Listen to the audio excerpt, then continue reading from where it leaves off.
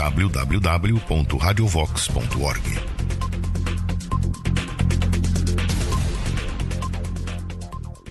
Ok, eu vou dar uma visão geral do que eu acho sobre o assunto primeiro. E assim, há algo que eu diria de muito curioso a respeito da situação jurídica no Brasil, é que você tem, principalmente em tribunais superiores, muito ativismo judicial. Mas, ao mesmo tempo, um ativismo, digamos, advocatício é praticamente inexistente no Brasil.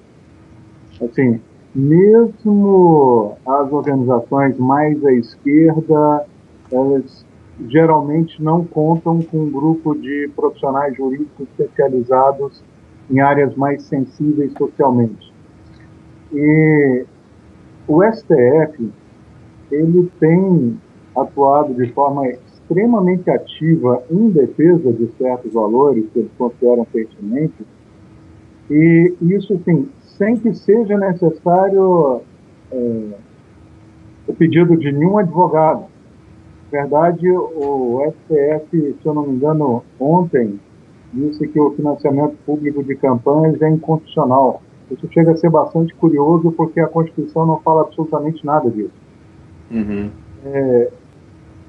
E para definir um pouco a questão, o que seria esse ativismo no campo jurídico? Eu acho importante para a gente delimitar. O ativismo no campo jurídico é a defesa de uma determinada concepção moral utilizando mecanismos jurídicos. E o principal mecanismo jurídico aí é o processo judicial. Então, quando nós dizemos que um juiz é ativista, significa que, além de interpretar a lei, ele busca implantar uma determinada moral a partir daquele processo judicial. Isso a gente vê com muita clareza no Supremo Tribunal Federal e no Superior Tribunal de Justiça. Agora, o que significa ser um advogado ativista? O advogado ativista, ele quer exatamente a mesma coisa, só que ele quer convencer, geralmente, o juiz de que determinada concepção moral faz sentido juridicamente. Então, o advogado ativista, ele vai se utilizar de todo o vocabulário, todos os mecanismos específicos do direito para conseguir algum objetivo que ele considera moralmente interessante. Então, a gente está nessa situação curiosa de que juízes ativistas não faltam no Brasil.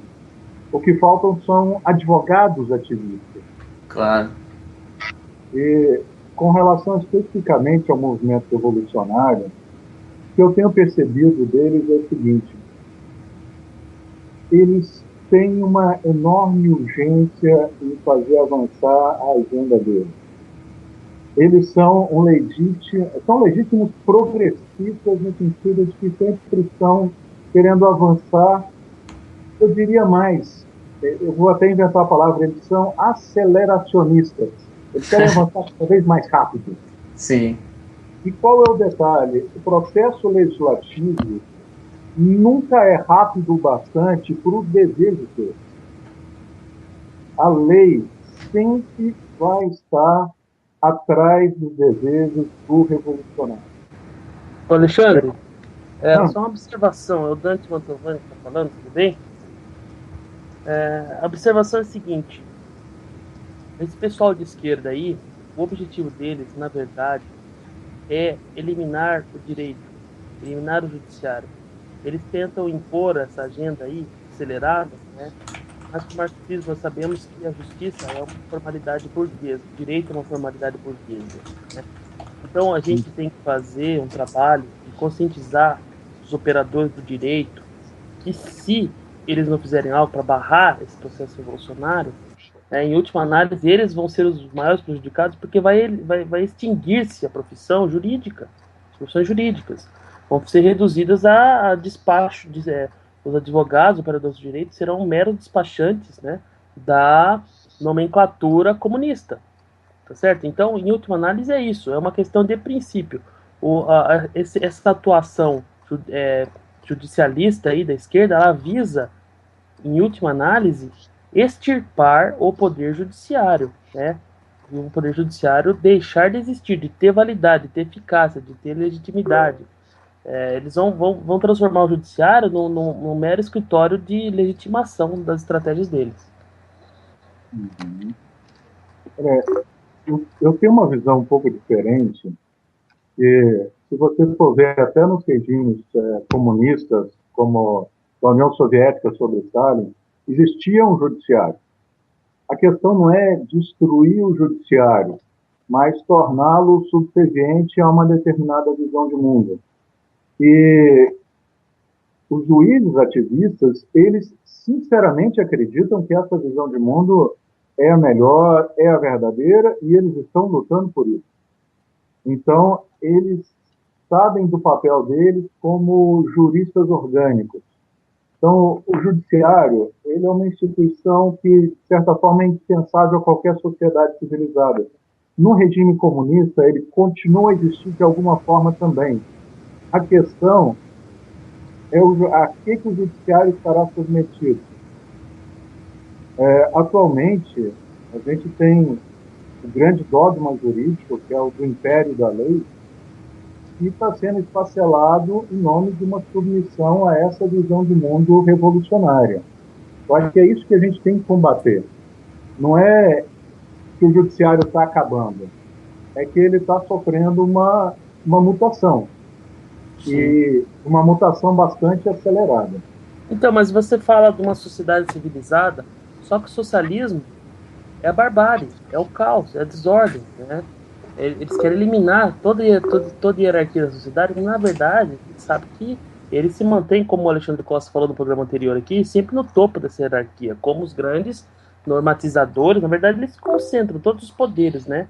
O judiciário, executivo, legislativo, tudo na mão da nomenclatura, da elite socialista. Mas você não pode esquecer o seguinte, né, Dante? Perdão interromper, mas existe o direito revolucionário, né? Que é, por exemplo, o direito revolucionário soviético, cubano, né? É contraditório. Isso aí, na verdade, é o antidireito. É o tribunal da Rainha de Copas, né? Exatamente, é isso aí que eu queria chegar, o Tribunal da Rainha de Copas, é o antidireito, não existe o direito. Então eu acho que é uma questão de sobrevivência para os advogados, operadores de direito, combaterem isso. Mas eu acho que, só para colocar de volta a questão aí inicial, é o seguinte, o que a gente precisa centrar aí, justamente para isso que a gente está fazendo esse programa, que é delinear as formas de ação, né, para conter, de reação, na verdade, né, contra o movimento revolucionário pela via judicial, né, ou, como diz o Alexandre, pela via advocatícia, sei lá, pela via advocatícia. Exato. Então, eu acho que esse aqui é o importante, a gente vê, claro que o objetivo do movimento revolucionário, ele é dialético, ele pode ser acabar com o direito ou transformar ele, na verdade, isso aí as duas coisas estão juntas, né, andam juntas. Agora, isso é uma coisa, agora a outra coisa é o que dá para fazer, né, no campo jurídico para fazer essa reação, né? E para isso a gente precisa compreender algumas coisas aí, né? Eu acho que a primeira questão aqui é ter pensamento estratégico, coisa que a esquerda sabe ter muito bem. E pensamento estratégico significa identificar o que é possível fazer no curto, no médio e no longo prazo. Eu vejo que no curto prazo, nós precisamos começar algum tipo de associação, eu sei que isso já está surgindo, que defenda algum direito que não está necessariamente vinculado à mentalidade conservadora. Porque como esse ativismo ainda está embrionário, a gente ainda tem que, pelo menos no início, tomar cuidado com o radar desse pessoal. Esperar crescer um pouco o movimento para falar mais abertamente. E aqui a minha sugestão seria o seguinte: a primeira frente de ataque é na questão da liberdade de expressão. Porque nós temos visto a questão da demissão dos repórteres, do financiamento das TVs, dos jornais. Em tese, ninguém é contra a liberdade de expressão. Você não vai ver nenhum petista no Congresso falando contra isso. Em tese, todo mundo é a favor. Então, assim, se nós conseguimos formar um grupo de advogados, por exemplo, para proteger o direito à liberdade de expressão, já seria um início bastante interessante. Porque, obviamente, o caminho que eles estão seguindo agora é da censura progressiva. Por exemplo, eu vi uma informação de que o país que tem mais artigos censurados na procura do Google é o Brasil. E é censurado por via judicial, apesar da Constituição expressamente proibir a censura. Eu acho que esse, a curto prazo, seria um mecanismo bastante interessante. Pensando mais a médio e longo prazo, a gente precisa começar a construir uma doutrina sobre determinados temas que são fundamentais para nós. Porque a doutrina jurídica, no Brasil, ela é extremamente problemática, porque você encontra vários autores bem à esquerda, principalmente em direito penal e direito de família, e no mais você encontra cópias degradadas de autores estrangeiros. Os autores brasileiros adoram ficar dando essas macaqueadas, e também muito livro para concurso público, é o que mais vende atualmente. E o que acontece? Muitas vezes, quando a gente quer defender a nossa posição em termos jurídicos, não existe uma doutrina jurídica para isso. Sim. Por exemplo, uma coisa que eu estava conversando com o Miguel Najib, não existe nenhum livro de direito educacional sob a perspectiva conservadora. E eu vou dizer para vocês, isso aí é possível de ser escrito.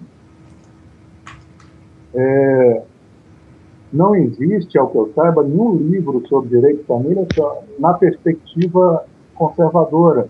Também é possível ser escrito. Porque a grande vantagem do direito é que ele permite uma certa flexibilidade na interpretação.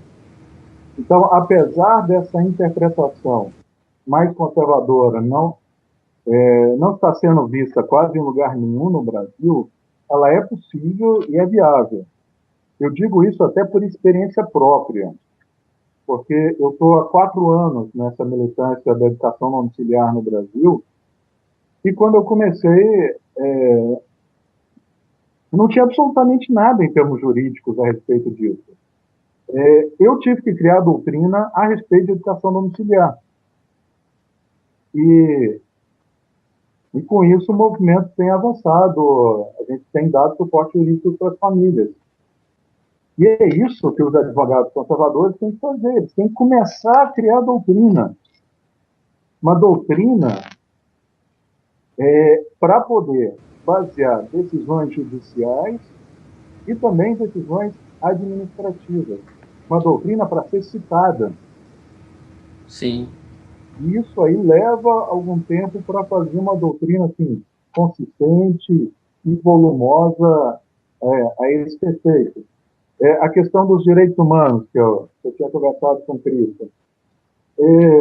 No Brasil, nós temos uma visão muito reducionista de direitos humanos. Primeiro, nós vemos direitos humanos como uma bandeira basicamente de esquerda. E segundo, essa bandeira é utilizada apenas assim, com relação a alguns direitos e, estranhamente, com relação apenas a algumas pessoas. Porque todo mundo que estuda direitos humanos sabe que eles são universais. Mas, se você começar a seguir o que a Maria do Rosário está dizendo por aí, você vai achar que direitos humanos são só direitos de minorias. Sim, Não. Aí você tem que dizer o óbvio, não, direitos humanos são para todos os seres humanos. Uma pergunta que me ocorreu aqui, Alexandre, é o seguinte, você fala na questão do, por exemplo, o direito à expressão, né? Liberdade de expressão, assim como direitos humanos também. Mas não tem uma possibilidade aí também de haver uma distorção do sentido da coisa, por exemplo, o que vai ser liberdade de expressão, né? Vai ser o que eles quiserem, né? Do mesmo modo, os direitos humanos, como tu disse que no Brasil a coisa é usada diferente, né? É usado de forma seletiva. Mas aí existe esse risco, né? Quer dizer, outro esforço que eles fazem é justamente para ressignificar, para usar outros significados, modificar a linguagem, né? E aí a linguagem jurídica fica nessa situação também, né? Será que não... Como é que resolveria isso aí? Ok. Essa questão da ressignificação, ela é muito importante, e é tanta que o próprio STF já reconheceu que faz isso e chama isso um nome pomposo, que é mutação constitucional. Realmente despreza o significado da palavra e considera o que ele quiser na Constituição. O que a gente pode fazer nesse sentido é bastante simples. É um respeito aos conceitos originários, o que eles chamam aqui de uma perspectiva textualista. Ou seja, você vai fazer uma interpretação que esteja de acordo com o sentido originário daquele texto. Perceba que isso nem sempre vai dar o melhor resultado possível. Mas quando a gente volta no sentido originário dos textos, inclusive a Constituição Federal, isso é uma coisa curiosa, nós conseguimos, assim, barrar muita coisa desse pessoal. Porque, olha, eu tenho grandes reservas à Constituição Federal, grandes reservas mesmo, acho um texto extremamente problemático. Mas em comparação com toda essa ressignificação que o pessoal está fazendo nos últimos tempos, a gente fica com um dever quase paradoxal de proteger a Constituição de 88. Claro. Claro, a gente faz isso assim, sem muito ânimo, mas a diferença é que, pelo menos, existe alguma segurança. Você sabe exatamente o que esperar. Mas, desculpa, vocês estão me ouvindo bem? Sim, estamos ouvindo. Mas voltando àquela questão dos direitos humanos, eu quero dar um exemplo assim, que eu achei muito ilustrativo e que pouquíssimas pessoas aí conhecem. O Brasil ratificou em 1992 o Pacto de São José da Costa Rica, que é a Convenção de Direitos Humanos de todo o continente americano. Uhum. E esse pacto tem dispositivos extremamente interessantes para nós. Um deles diz com todas as letras que a vida é protegida, em geral, a partir da concepção. Esse é o único texto normativo brasileiro que fala com todas as letras de proteger a vida a partir da concepção. Um texto internacional, na verdade, né? É internacional, mas ele foi internalizado como norma brasileira a partir do momento em que ele foi ratificado pelo Brasil. Então, esse tratado, como é de direitos humanos, ele só está abaixo da Constituição Federal. Sim. E quando falam... Tem um problema sério nisso que você está falando aí, a relação dos direitos humanos com a Constituição, né? Porque os direitos humanos foram considerados cláusulas pétreas, né? Só que ninguém parou para questionar quem que elaborou esse conceito de direitos humanos, né? Então, na verdade, existe um processo de criação aí de princípios jurídicos, e quem cria esses princípios são entidades internacionais que não têm legitimidade para interferir nas legislações nacionais, né? Então, por exemplo, uma cláusula pétrea aí da dignidade aí da pessoa humana e tal, o pessoal puxa isso para proibir trabalho de criança, para proibir até a questão do trabalho escravo ainda vai, mas para limitar as atividades do trabalho aí, e de modo que a pessoa não possa escolher, exercer aí um outro princípio fundamental, que é o da liberdade, né? Isso daí está na Constituição. Então a Constituição tem muitas idiosincrasias, né? Porque esses princípios são positivados. E através do quê? Através do incentivo financeiro por legislativo, né? Então, mas por outro lado, a Constituição também tem aspectos positivos que devem ser mantidos, né? Devem ser defendidos. Agora, eu acho que essa questão que o Alexandre acho que levantou, não sei se eu entendo bem, é utilizar esses problemas, né, que a gente considera, que a gente sabe que é um problema, né? Quer dizer, a interferência de legislações internacionais dentro dos países, utilizar isso, né, para tentar barrar os avanços que são feitos dentro do país, né? Não sei se é isso. Exatamente. Eu acho que a gente precisa quebrar essa compreensão dessa legislação internacional, desses tratados internacionais, como uma coisa monolítica e passar a ver que, assim, existem várias discussões, divisões de mundo dentro de fóruns internacionais e você vai ter todo tipo de acomodação de ideias e de compromisso dentro desses fóruns. Então, essa questão mesmo do Tratado Americano de Direitos Humanos, isso aí é algo que ainda falta que a gente desenvolva exatamente no Brasil o significado. Aqui nos Estados Unidos já existe até um livro só sobre esse artigo do Tratado de Direitos Humanos, que é os direitos da criança não nascida. Só interpretando esse artigo que eu falei para vocês. Aliás, tem um detalhe, o Brasil ratificou esse tratado, mas os Estados Unidos não. Sim. Aqui o aborto é reconhecido desde 1973. Então, assim, a gente reconhecer que existem margens para serem trabalhadas nos fóruns internacionais também. Então, por exemplo, a Declaração Universal de Direitos Humanos diz com todas as letras: os pais têm o direito de escolher o gênero de educação a ser ministrado para os filhos.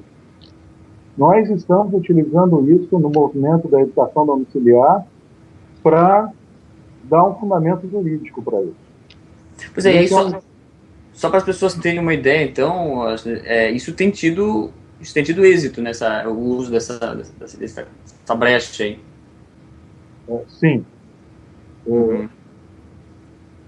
A gente percebe que o sistema jurídico internacional ele é extremamente complexo e ele acomoda várias visões de mundo e a gente pode se utilizar, sim, principalmente dos tratados, das convenções feitos, digamos, até os anos 70, porque até os anos 70, aproximadamente, você não tinha, como é que eu explico,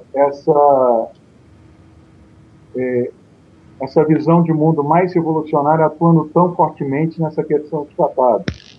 Então, assim, aqueles mais originais, como Declaração Universal de Direitos Humanos, de 1948, esse Pacto de São José da Costa Rica, que é o Tratado de Direitos Humanos do continente americano, que é de 1967, mas o Brasil só ratificou em 92, eles são muito úteis em alguns pontos para a gente. Por exemplo, são muito úteis para esclarecer essa questão da liberdade de expressão, que tem vários tratados internacionais, muito úteis para esclarecer essa questão da liberdade de religião. Então, assim, são instrumentos que a gente não pode abrir mão deles. Não digo que isso é isento de problemas, não, você vai ter confusões, você vai ter, principalmente os tratados mais recentes, por exemplo, sobre direitos reprodutivos, eles são muito problemáticos, mas você consegue ter muita fundamentação a partir de tratados de direitos humanos. Dá um outro exemplo dessa questão internacional, que não é exatamente direitos humanos. Que tem falado muito dessa questão de liberação das drogas, principalmente da maconha. Claro, a maconha seria a primeira etapa para depois liberar todo o resto. O que o pessoal, digamos, está se esquecendo nessa história é que o Brasil é signatário de tratados internacionais contra o tráfico internacional de drogas. E, assim, não há possibilidade de permitir o tráfico interno de drogas sendo signatário de tratados internacionais contra o tráfico internacional. Aí vocês podem pensar assim, tem toda aquela questão das Farc, do Foro de São Paulo. Sim, eu não desconheço essa realidade. Só que eu estou dizendo o seguinte, nós precisamos utilizar os instrumentos normativos que existem. E existem muitos instrumentos internacionais que podem nos ajudar. Sim, é o caso de... Pois é, o problema aí é justamente aquelas questões que mexem como eu insisto nessa questão, né? Que mexem na linguagem, né? Porque aí, quer dizer, o que dá para fazer, a questão, como tu falou, seria aí, na questão da linguagem, que seria útil aquela questão de uma doutrina dentro do direito mais conservadora, entrar uma coisa mais fundamental, isso, um livro, como tu falou? Uhum. O que a gente tem mais urgência de fazer são doutrinas sobre temas bastante específicos e sobre um enfoque que ainda não foi tratado no Brasil. Por exemplo, essa questão que eu falei da educação domiciliar, que não tinha sido tratada ainda. Tem várias outras questões pontuais que elas ainda precisam ser tratadas sob uma perspectiva conservadora.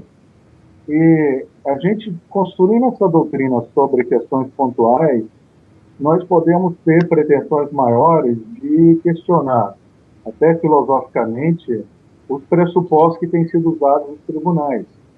Assim, esses pressupostos, eles são muito criticados aqui nos Estados Unidos. E, curiosamente, a doutrina que a gente precisa utilizar para desmoralizar o que o STF tem feito, por exemplo, já está praticamente toda pronta aqui. Uhum. E é uma questão, assim, de, como é que eu diria, de autenticidade, de conseguir chegar para o público e dizer exatamente o que está acontecendo. Então, nessa questão toda do ativismo judicial, a questão basicamente é a seguinte: o juiz diz que está aplicando determinado princípio. Dignidade da pessoa humana é um dos preferidos, razoabilidade, proporcionalidade, igualdade, piriri pororó. Sempre tem algum princípio para o juiz que é ativista judicial. É relativamente fácil, no artigo doutrinário, ou mesmo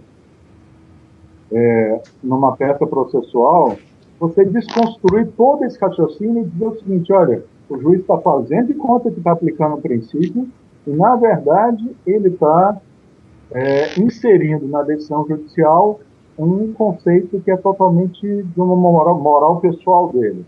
É o que a gente chama de juiz solipsista. É o juiz que se julga de acordo com o seu tribunal interior e despreza toda a lei. Então, assim, a gente tem todos esses meios à disposição e o que falta, ou faltava, eu acredito que está começando a ser possível, é exatamente pessoas com disponibilidade para fazer essas coisas. Pois é, porque parece que toda essa distorção que se faz, né, parece que causa até uma inibição, né, não sei se é isso, não se pensa nessas coisas, né, em utilizar essas coisas para barrar esses avanços deles, né. Sim, assim, sou estranho para a gente, mas eu vou repetir, utilizar até a Constituição de 88. Vou dar um exemplo com relação a isso. Primeiro direito individual que aparece logo no inciso 1º do artigo 5º da Constituição, para pegar bem com as feministas, é o quê? Homens e mulheres são iguais em direitos e obrigações. Isso é cláusula pétrea. Isso aí não pode ser modificado de maneira nenhuma. Não pode existir legislação que dê mais direito a algum do sexo. Mesmo assim, nos últimos anos, você tem legislações que sistematicamente dão mais direitos às mulheres, por exemplo, a questão da Lei Maria da Penha. Quem trabalha nessa área vê absurdos acontecendo, uma verdadeira presunção de culpa com relação ao homem. Ainda não houve uma discussão séria a respeito da constitucionalidade dessa lei. Uma discussão dessa, ela pode ser feita com relativa facilidade. A gente precisa ter gente disponível para arguir, para discutir isso. Pois é, uma questão simples, né? Causa pétrea, né? Provavelmente uma questão bem simples até. Exatamente. Por isso é muito importante ter uma associação. Porque, tendo uma associação de âmbito nacional, é possível até arguir a inconstitucionalidade de uma lei no STF. Uma pessoa qualquer não pode chegar no STF e dizer que uma lei é inconstitucional, mas uma associação pode. Uhum. Isso aí faria uma enorme diferença. Bem, sendo bastante sincero, eu não creio muito no STF em si, mas se um grupo de advogados comprometidos começar a formar precedente, ou seja, começar a convencer um juiz, um tribunal aqui e acolá, a gente começa a formar precedente. E precedente é indispensável para o juiz. O juiz, ele é um sujeito que, às vezes por preguiça, às vezes por excesso de trabalho, ele adora quando outro juiz ou tribunal já decidiu um caso bastante parecido com o dele.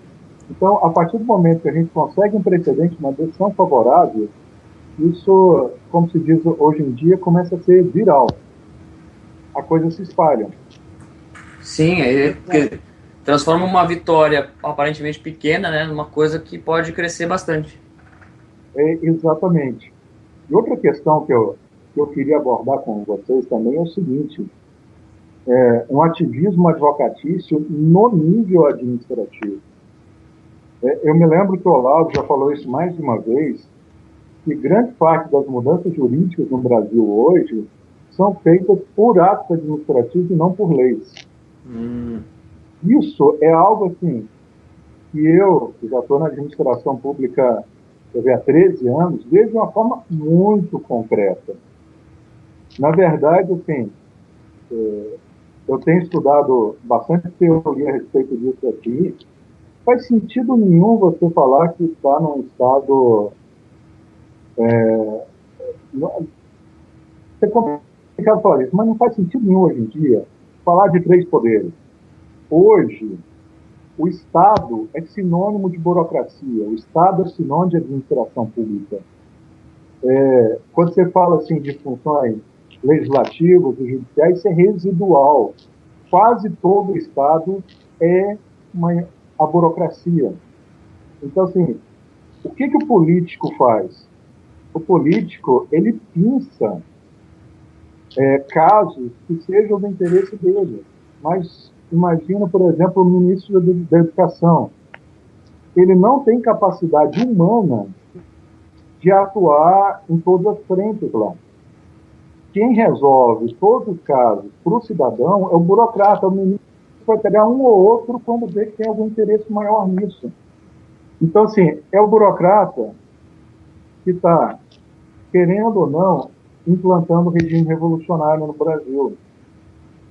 E aí o que acontece? Nós já temos uma lei de processo administrativo, que é até uma lei razoavelmente boa, que permite a qualquer pessoa entrar com uma petição administrativa em defesa de direitos coletivos. Então, se esse direito ou interesse pode afetar um grupo de pessoas, qualquer um de nós pode fazer uma petição, um pedido por um órgão da administração pública para que verifique isso. Só que eu vou ser sincero para vocês, eu nunca vi um advogado especializado em processo administrativo. E eu não estou falando um advogado conservador ou alguma coisa assim, não, um advogado qualquer. Parece que só burocratas se especializam em processo administrativo. Sim. Quando você vê que hoje quase tudo que interessa está acontecendo dentro da administração. Impressionante, né? Quer dizer, então, que uma estrutura... essa estrutura de poderes, mesmo, como você falou, né? Essa estrutura de poderes praticamente funciona, praticamente não funciona, né? O que funciona é a burocracia. Sim, hoje não faz sentido nenhum mais falar em três poderes. Isso aí é absolutamente residual. E é o burocrata que exerce poder sobre o cidadão comum hoje. Eu trabalhei um tempo no lugar mais estranho que um conservador poderia trabalhar, que é no Ministério da Educação, e foi exatamente com processo administrativo disciplinar. Nesse processo, basicamente, você decide se demite ou não alguém. E, basicamente, quem decide é o burocrata. O político só vai interferir se aquele caso tiver algum interesse muito específico. Então, assim, você tem a vida das pessoas nas suas mãos. O que eu estou pesquisando aqui, inclusive? Eu estou pesquisando aqui uma coisa que já existe nos Estados Unidos desde 1946, que é o chamado processo regulamentar. Que, assim, é um processo específico para se fazer normas administrativas. Porque no Brasil, desde sempre, existe processo legislativo para se fazer leis. Mas não existe processo para se fazer norma administrativa. E qual é o lance? Quando você tem um processo desse, você necessariamente tem que submeter uma proposta de norma administrativa para um período de consulta pública. E todas as opiniões, elas têm que ser respondidas nessa consulta pública. E no final, o órgão administrativo tem que incorporar as opiniões que ele considerar razoáveis, mas tem que motivar porque não colocou. A minha tese aqui, que quando eu chegar no Brasil de volta em maio, eu vou defender aí, é o seguinte: vamos fazer esse processo, vamos criar um processo desse no Brasil, porque aí qualquer norma que a administração pública faz, ela tem que dizer que está querendo fazer essa norma, tem que dar espaço para comentar e tem que analisar cada um dos comentários. Então, o que eu estou vendo é que já existem brechas para a atuação e a gente pode criar ainda mais brechas para essa atuação. Quer dizer, uma forma de regular esse poder público, uma regulação. Exatamente. E é algo que, assim, aqui nos Estados Unidos, tanto os conservadores quanto os liberais estão de acordo, que tem que existir um processo desse, porque aí você tem participação popular, que em tese ninguém é contra, você tem o controle da administração pública, que em tese ninguém é contra também, você tem maior eficácia. Então, assim, isso aí parece que não tem nada a ver com a perspectiva conservadora, mas isso aí pode fazer uma grande diferença exatamente para abrir essas brechas para a participação. Claro. E eu vou te dizer, eu vou te dizer uma coisa também, assim, um pouco com a minha experiência de lobista de educação domiciliar, é que quando você vai fazer um lobby, seja na administração pública, seja no Congresso, a coisa acaba sendo mais fácil do que se imagina. Porque como é que você convence um burocrata ou convence um deputado? Vou te dar uma resposta até meio idiota. Da mesma maneira como você convence qualquer pessoa. Sim. Então, se você chegar lá na sala do burocrata e está fazendo alguma regulamentação qualquer, sei lá, Ministério da Saúde, fazendo um regulamento para facilitar ainda mais o aborto. Você chega com a razoável, consistente, bem fundamentado. Olha, em geral, esse burocrata vai se dar o trabalho de ler e analisar o que você escreveu. Então, é a sua chance de influenciar isso aí. E pode até acontecer uma coisa curiosa. A coisa curiosa é que no Brasil a gente está cheio de conservador enrustido, né? Ah, é verdade. Assim, as pessoas que às vezes nem sabem que são conservadoras, nem sabem que existe o conservadorismo como movimento político, como alternativa de poder, e aí chegam e descobrem uma fundamentação legal para um tema conservador, você pode olhar assim, que interessante, eu nunca imaginei que isso poderia ter sido colocado dessa maneira. Claro. Olha,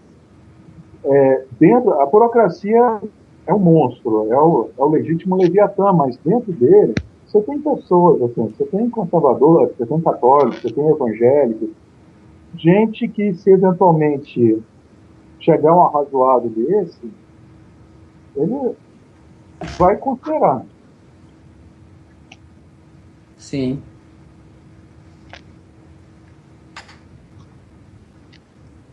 Agora, Alexandre, tem umas questões aqui que o pessoal colocou.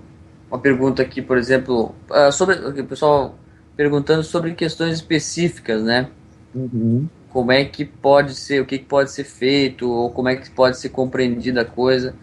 E uma das, bom, a pergunta do Edson Camargo, aqui, nosso amigo aqui, perguntou essa vitória hoje da proibição do financiamento privado a campanhas no tapetão, como se disse, né? Que obviamente vai favorecer o PT, né? Uhum, com certeza. Como lidar com uma situação dessa aí na tua visão? Numa situação dessa, em que você tem uma decisão do STF, você tem duas coisas a fazer: sentar e chorar. Infelizmente, uma decisão do STF acaba valendo mais do que a própria lei. Isso significa, assim, que essa decisão pode até ser cancelada pelo próprio STF no futuro, mas só pelo próprio STF. Mas, convenhamos, essa possibilidade só vai existir numa composição muito diferente do STF. Claro. Então, assim, a partir do momento em que você tem uma decisão como essa questão acabou. Infelizmente, não há nada o que fazer com relação a isso. Mas antes que o desastre ocorra, existem sim algumas possibilidades. Por exemplo, o STF admite uma figura muito curiosa nas ações dele, que chama-se amicus curiae. Significa literalmente amigo da corte. Que seria assim, um especialista em determinado assunto que se prontifica a falar daquele assunto em um processo lá no STF. Então, assim, está discutindo, sei lá, aborto de anencefalo. Aí, várias associações de especialistas se prontificaram a falar como amicus curiae.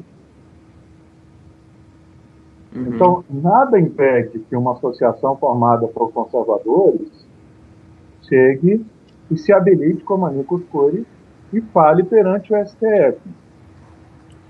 Isso tem o poder também de configurar um contraditório, né? Porque muitas vezes você tem apenas a tese aí dos legisladores que estão propondo a aberração jurídica, isso não tem uma contra-razão, né? E se você tiver uma série de entidades da sociedade civil organizada que participem e entrem aí como amicus curiae, né? Isso daí dá um peso maior na decisão judicial, porque o juiz não pode simplesmente fingir que aquele argumento contrário não existe, né? Perfeitamente. Então, assim, pode até não dar certo, mas você espalha a mensagem. Isso aí é fundamental também. Aliás, eu até me lembrei de outra questão importante, que eu estava conversando com uma ativista do movimento Pró-Vida aqui, e é uma ativista jurídica. Vocês devem imaginar como é complicado fazer ativismo pró-vida nos Estados Unidos. Sim. Porque já tem 40 anos que o aborto é permitido e pouco mais de 1 milhão de abortos registrados todos os anos. Qual é a estratégia do pessoal, que eu achei assim muito inteligente? A estratégia eles chamam de incrementalismo. A questão não é bater de frente contra o aborto. Até tem uma parcela que faz isso. Mas esse não é o mais importante. A questão é tornar o aborto cada vez mais difícil. Em que sentido? Passando legislações que demandem um período máximo para se fazer o aborto, tantas semanas de gravidez. Passando legislações que demandem que clínicas de aborto tenham tais e tais e tais instalações dignas de hospital. Aí você pensa, por que um pró-vida ia estar preocupado com instalação de clínica de aborto? Simples, porque ao colocar mais requisitos, você torna mais complexo e custoso fazer um aborto. Uhum. E automaticamente você vai diminuir a disponibilidade de aborto. É mais ou menos como os esquerdistas fazem, né? E ela me disse isso com todas as letras. Essa é a estratégia da esquerda. A gente está fazendo igual. Uhum. Então, assim, eu não vou chegar lá na Assembleia Legislativa lá do Kansas, por exemplo, e dizer que eu quero banir o aborto, até porque o aborto foi aprovado por decisão da Suprema Corte. Não tem como banir o aborto. Mas eu vou dizer assim, olha, a medicina evoluiu muito e agora a viabilidade do feto fora do corpo da mãe está cada vez mais antecipada. Então é o seguinte, a lei aqui está dizendo para o aborto até 24 semanas, mas agora com base em tais e tais descobertas científicas, com base em tais e tais casos de parto prematuro, eu proponho que seja para 20 semanas. Ela me disse assim, tem gente do movimento que fica horrorizado quando eu digo isso. Porque eles acham, não, a gente não pode aceitar nada de aborto, a gente tem que ser totalmente pró-vida. Então, sim, mas o que a gente puder salvar de vidas enquanto isso, ótimo. É verdade. E eu acho que essa perspectiva incrementalista para nós no Brasil é bem interessante, até porque a gente fica muito complicado tratar de temas abertamente conservadores agora que a gente ainda não tem tanto poder de fogo. Então, assim, tratar de temas que parecem secundários para ir ganhando força, talvez seja a melhor estratégia da curta médio prazo. Sim. Pois Você cria dificuldades, cria empecilhos para o inimigo, né? A esquerda faz muito isso, por exemplo, com as empresas, principalmente pequenas e médias empresas no Brasil. Existe uma série imensa aí de dificuldades que eles vão criando, né? E daí você vai usando a mesma estratégia deles contra eles. É genial, essa estratégia é genial mesmo. Colocar tanta dificuldade para a pessoa que vai diminuir a oferta de aborto e, consequentemente, diminuir-se os assassinatos aí, né? Exatamente. Só um exemplo para vocês. Eu estou fazendo, uma das matérias que eu estou fazendo aqui é de bioética. Na faculdade de filosofia. Então você imagina o seguinte, só tem esquerdista na sala. E aí o colega meu falando assim, pois é, a coisa está feia porque esses conservadores estão conseguindo impor tantas restrições ao aborto que no estado do Missouri já não existe mais nenhuma clínica permanente de aborto. Olha só. Então nessa hora eu não pude conter o sorriso, porque eu pensei, é assim que se faz. E é assim que eles sempre fizeram mesmo. Impressionante. Na questão de educação domiciliar mesmo, que eu tiro boa parte das minhas experiências, uma das nossas estratégias, que é bem fixa, é o seguinte, a gente não fala de religião. Quase todo mundo que faz educação domiciliar no Brasil é cristão conservador. Quase todo mundo mesmo, 99% pelo menos. Mas a gente sabe que se falar de religião no debate público, isso vai ser prejudicial. Então, a gente utiliza todos os outros motivos possíveis e fala de religião apenas para o público interno. Sim. Porque senão aí vai dar vai dar chance para levantarem outras discussões, né? E como eles querem censurar todo tipo de menção à religião, principalmente a crística, né? A gente pode utilizar aí a estrutura racional mesmo, né, da realidade, e utilizarmos apenas os instrumentos racionais, e é possível, porque a fé complementa a racionalidade, mas, por exemplo, você coloca os argumentos favoráveis ao homeschooling, como, por exemplo, a baixíssimo nível de qualidade das escolas públicas, né, professores despreparados, o Brasil ficando em último lugar em todo quanto é exame internacional, né?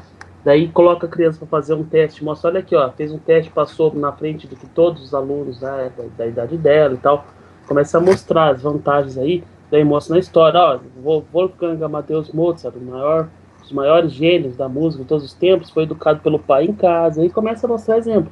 Argumentos não faltam, né? Não falta. Isso. E a gente tem a noção estratégica de fazer ataques a alvos indiretos. Então, por exemplo, nessa questão da educação, é possível desenvolver uma teoria dizendo o seguinte, que todos os direitos sociais e a educação deles estão submetidos a uma análise de custo-benefício. Até porque a Constituição diz que a administração pública tem um princípio de eficiência. Sim. E se essa análise de custo-benefício for negativa, é obrigatório ao Estado permitir formas alternativas de atendimento àquele direito social. Isso é matéria jurídica que eu nunca vi ninguém desenvolvendo, mas é viável. Interessante. É porque aí é a questão para justamente dificultar o trabalho deles, né? Exatamente. Então, assim, parece que a gente não está falando de nenhum tema mais sensível, mas o que a gente está fazendo é abrir caminho. Claro. Agora, isso aqui é algo mais ineficiente do que a educação pública. Pois é.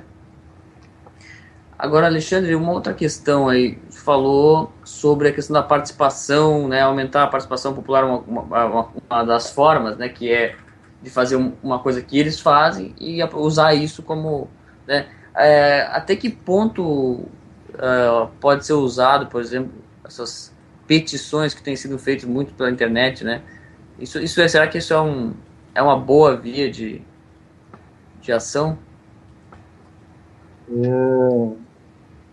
Você está falando essas petições públicas que geralmente pedem para você assinar na internet, no Facebook. Isso. Olha, em termos jurídicos, eu não acredito na eficácia disso, não. Você pode utilizar como argumento, mas, assim, em termos jurídicos, o que importa é o seguinte, a conclusão que você quer chegar, você pode tirar de qual norma jurídica? Essa que é a grande questão. Uhum. Então, o nosso trabalho aqui é exatamente fazer esse raciocínio lógico da norma jurídica até determinadas conclusões. Sim. Porque o revolucionário, ele, embora ele tenha a militância dele pela participação popular, né? O que ele quer na verdade, é criar um mundo conforme a ideologia dele, né? Então, não vai funcionar muito, né? Essa questão da participação popular, a gente sabe que é um mito. Não existe, de fato, participação do povo. Existe, de fato, participação de grupos organizados. Uhum. Então, a grande questão é exatamente organizar esses grupos para começarem a participar das decisões das políticas públicas. Sim.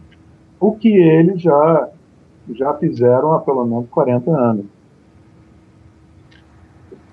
Enquanto não tiverem entidades, associações, né, que representem mesmo a sociedade civil, fica difícil. Eu me lembro que eu fui presidente de uma associação na minha cidade aqui, em prol da música, né?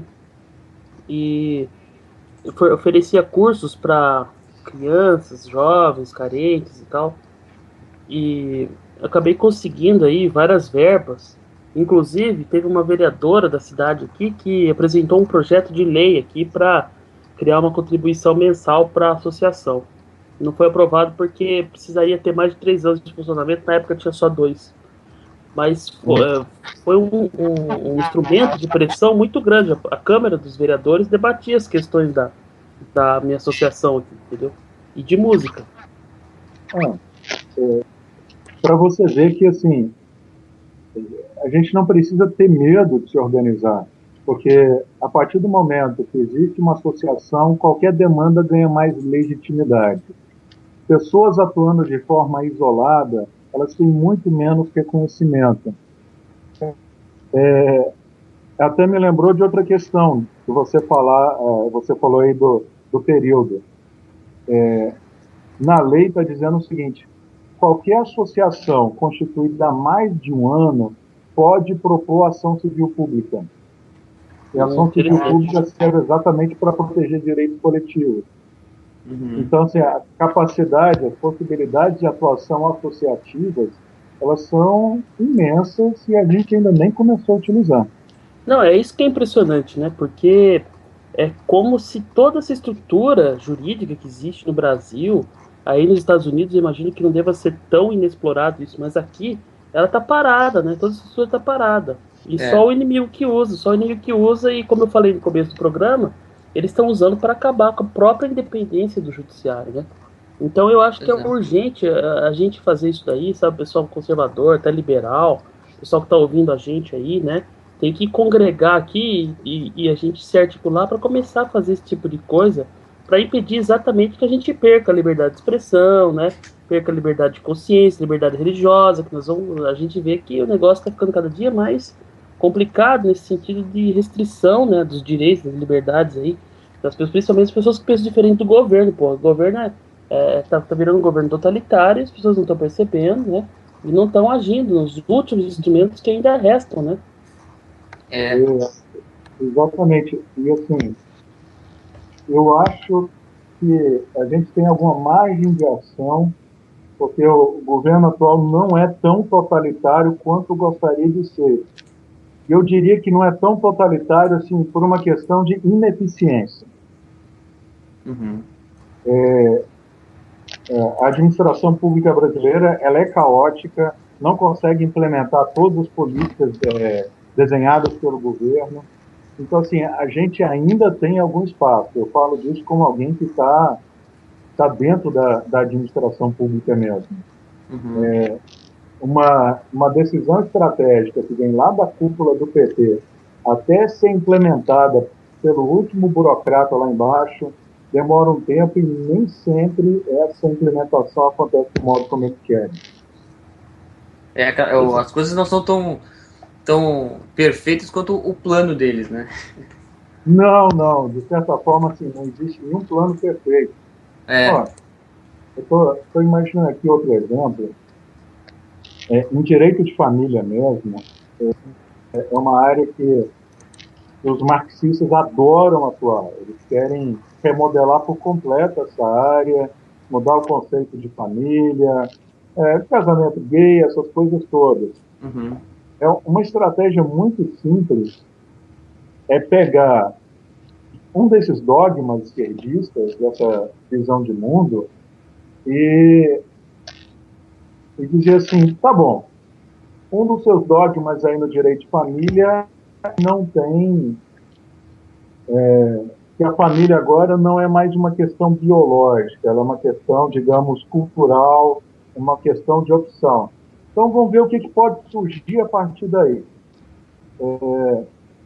Uma coisa que está sendo discutida aqui, por exemplo, que é a discussão que eu quero levar para aí, que é a questão da fraude parental, da quantidade crescente de mulheres que têm relações extraconjugais durante o casamento e acabam tendo filhos de amantes registrando o nome do marido. Sim. Aí você pensa, peraí, se tudo é cultural, isso não tem problema nenhum.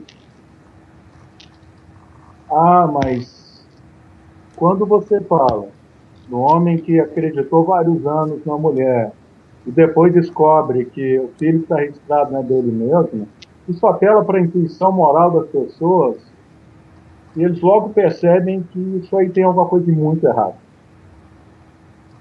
Sim. Então, assim, esse trabalho nas consequências absurdas dos dogmas esquerdistas é algo que a gente pode fazer de modo sistemático também. Sim, claro. Parece que quer dizer, tem um vasto campo aí, né, de ação que não está sendo aproveitado, né?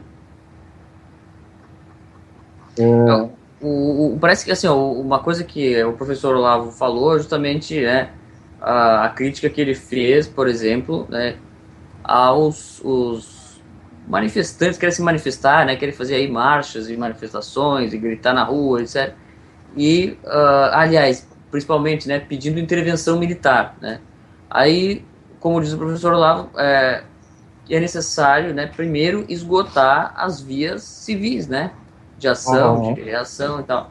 Então, um pouco até por isso que a gente precisa organizar pessoas, né, que tenham essa noção de como proceder, né, como entrar e utilizar as brechas deixadas por eles e muitas vezes e até a própria estratégia deles mesmos, né? Que pelo visto tem muitas, né? E às vezes eu até desconfio que nós conservadores temos pudor demais em utilizar estratégia, como se pensar estrategicamente fosse uma coisa assim errada.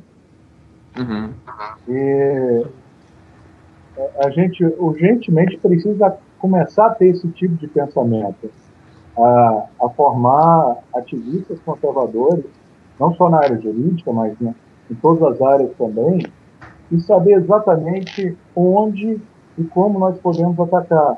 Ou seja, como é que a gente pode defender o que a gente considera correto em um vocabulário jurídico, de modo a influenciar decisões tanto de juízes quanto de burocratas e, eventualmente... Sim. Eu acho que o Alexandre teve algum problema. Lembrando aí, o pessoal que está ouvindo, enquanto ele não volta, eu vou dar um toque aqui para os nossos ouvintes, que a gente está discutindo aqui desde segunda-feira, quando o professor Olavo esteve aqui na rádio, né? Falou que antes de o pessoal ficar clamando aí por uma intervenção militar, é mister que nós esgotemos, né, os recursos aí civis, e no caso o ativismo, ele voltou aí. O Poder Judiciário serve para isso. Então, exatamente. Se você que está nos ouvindo aí é advogado, é operador do direito, é jurisconsulto, né? Entre em contato conosco aqui da rádio, através dos nossos perfis pessoais, ou aqui na própria página da rádio, no Facebook, né? Para a gente poder estar discutindo aí. Nós já temos um grupo de discussão aqui, de advogados e operadores do direito, interessados, enfim. É necessário, se tiver interesse, você pode participar aqui com a gente, tá certo? Pode entrar no grupo aqui e dar suas ideias aqui para a gente montar um movimento aí, né? Para a gente defender o Estado Democrático de Direito. Pois é, agora o Alexandre voltou aí. Alexandre, tem uma pergunta de um ouvinte aqui. Tá ouvindo bem aí, Alexandre? Tô ouvindo bem.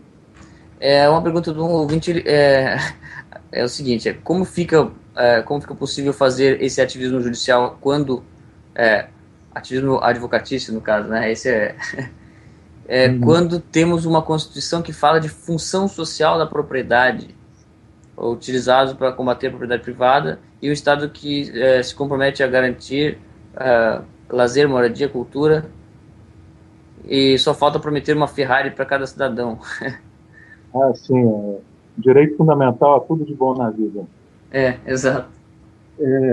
Como eu estou dizendo, a nossa Constituição ela é muito problemática, ela está bem aquém do que seria uma Constituição ideal, mas ela é o material com o qual nós podemos trabalhar.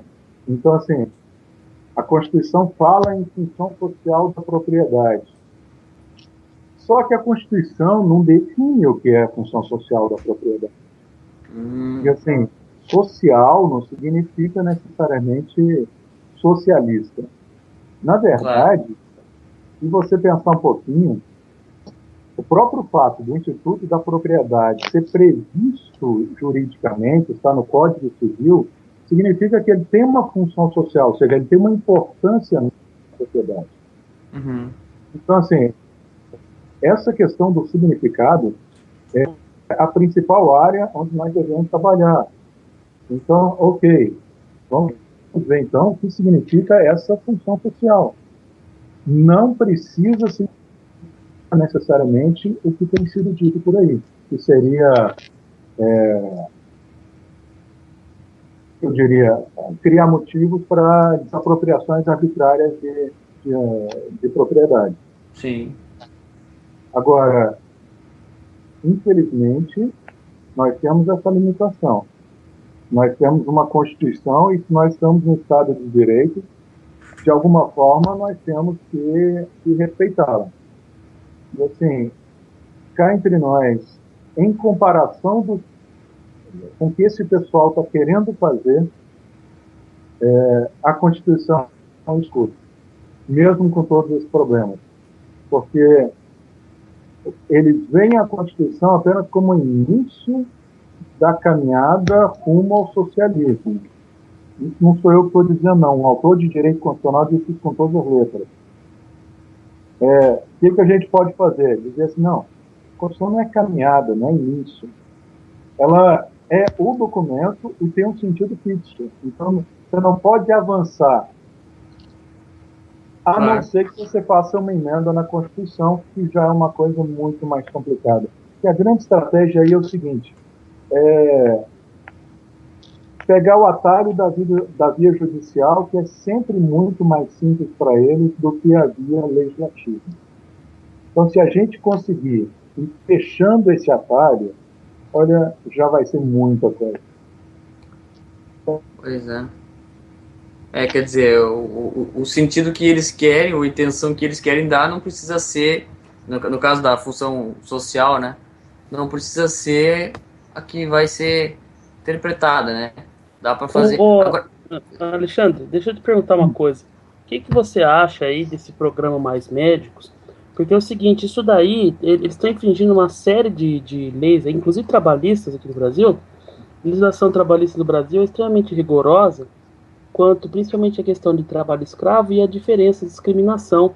Qualquer coisinha, se você paga R$10 a mais para um funcionário, o outro já fica se sentindo indignado, danos morais, etc. Agora você tem uma situação em que o médico cubano recebe R$900 e os outros países recebem 10 mil, né? Essa disparidade aí, isso daí não poderia ser utilizado pelo próprio Ministério do Trabalho, se tivesse alguém que pudesse conseguir provocar a inércia do Ministério do Trabalho para figurar no polo ativo de uma ação civil pública e contra o governo federal, o Ministério do Trabalho contra o governo federal, usando a Justiça do Trabalho? Perfeitamente. Inclusive, isso já está sendo feito pelo Ministério Público Federal. Eu não tenho os detalhes, mas eu sei que eles já estão entrando com uma ação contra esse programa. E isso aí é um caso até assim, bastante simples, porque é tão óbvio que isso aí está violando direitos trabalhistas que não é nem preciso que o advogado seja um especialista em direito do trabalho para perceber isso. Então, nesse caso, o Ministério Público do Trabalho está agindo, o que é uma coisa impressionante. Até me pegou de surpresa. Mas uma associação constituída poderia muito bem fazer uma representação para o Ministério Público demandando que ele agisse.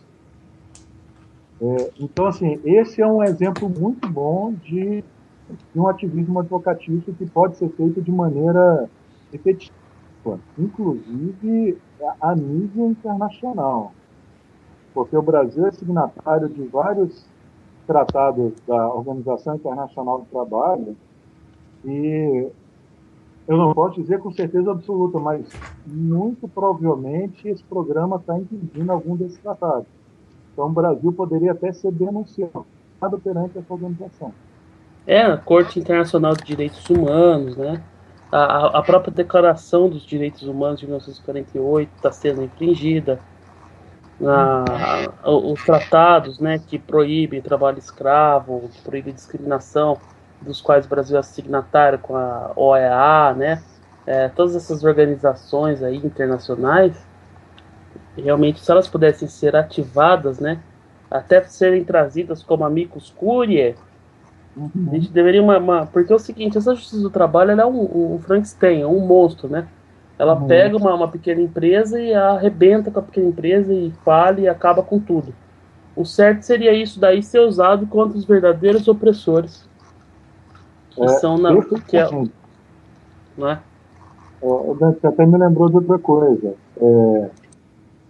Se a gente tem uma violação dos direitos humanos no Brasil, o lugar natural para recorrer é a Corte Interamericana de Direitos Humanos. Na verdade, são até duas cortes. Uma fica em Washington, outra na Costa Rica.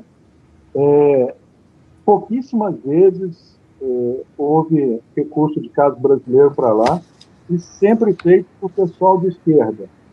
O último caso que eu fiquei sabendo foi a questão dos desaparecidos na guerrilha do Araguaia. Então.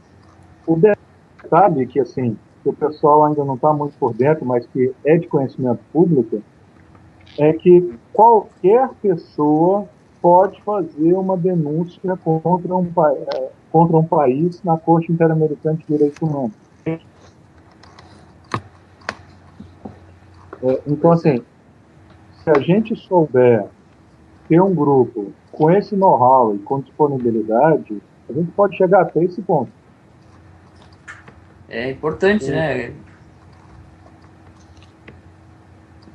Quer dizer que, na verdade, a necessidade de formar grupos, associações, assim, acho que seria a primeira coisa, né?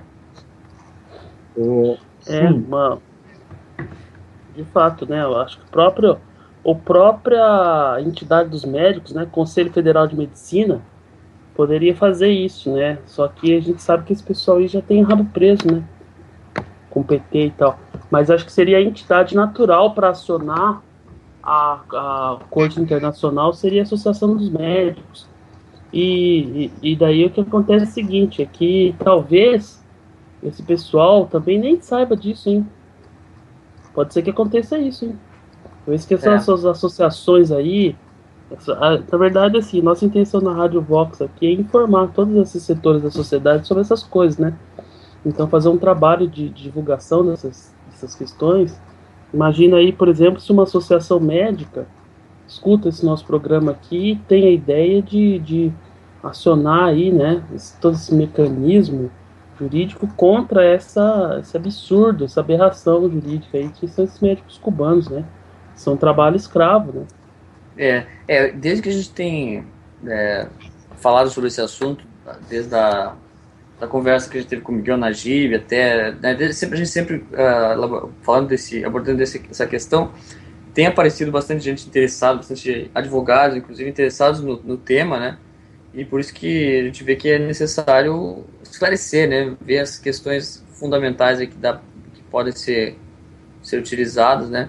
E a gente teria, não sei, tem muita coisa para falar sobre esse assunto, eu não sei se tem mais alguma coisa aí, a gente pode ir encerrando por aqui, mas não sei se tem alguma coisa que o Alexandre gostaria de deixar ainda aí.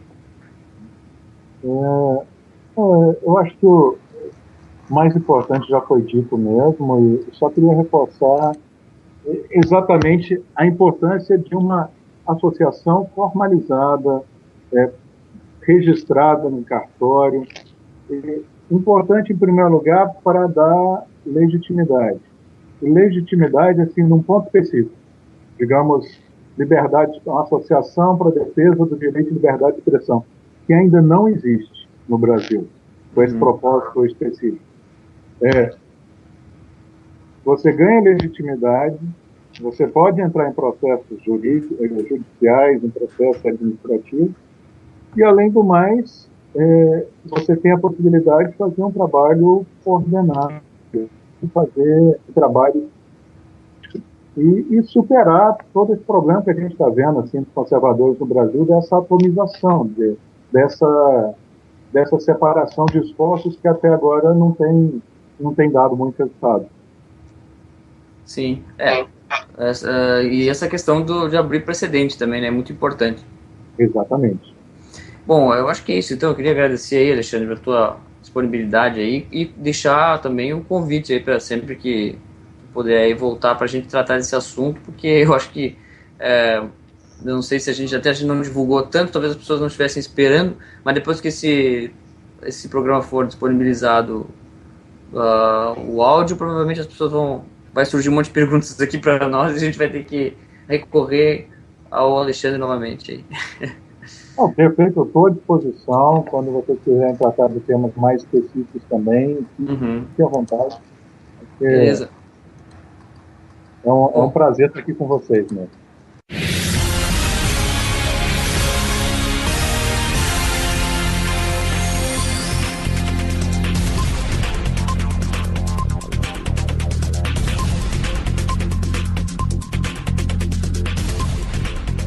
www.radiovox.org